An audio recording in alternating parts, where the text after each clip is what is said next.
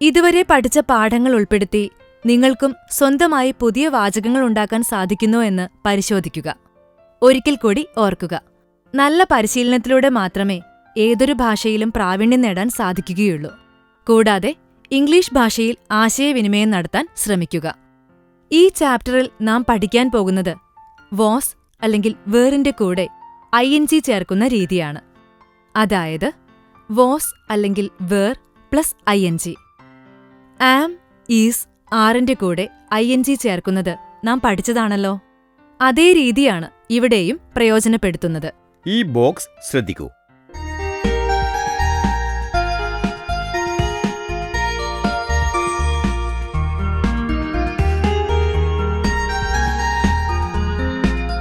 ബോക്സിൽ ഉൾപ്പെടുത്തിയ കാര്യങ്ങൾ മുൻ ചാപ്റ്ററുകളിൽ ചെയ്തതുപോലെ മനഃപ്പാഠമാക്കുക. ഒരു ഉദാഹരണം ശ്രദ്ധിക്കുക.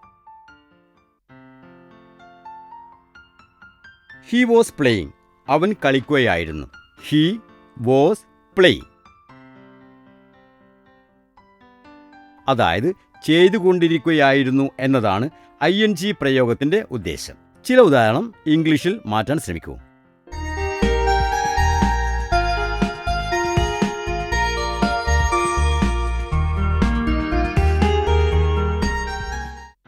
അവൻ ഉറങ്ങുകയായിരുന്നു. He was sleeping. അവർ പഠിക്കുകയായിരുന്നു. They were studying. അഖിൽ സ്വപ്നം കാണുകയായിരുന്നു. Akhil was dreaming. അവൻ ഉറങ്ങുകയായിരുന്നില്ല. He was not sleeping. ഞങ്ങൾ ഫുട്ബോൾ കളിക്കുകയായിരുന്നില്ല. We weren't playing football. ഇനി ചോദ്യവാക്യങ്ങൾ ഉണ്ടാക്കാൻ ശ്രമിക്കാം. ഈ ബോക്സ് ശ്രദ്ധിക്കൂ.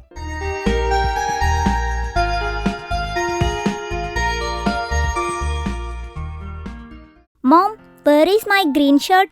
That you wore yesterday. No, Mom. Yesterday I wore the orange shirt. Did you search in the shelf? Yes, I did.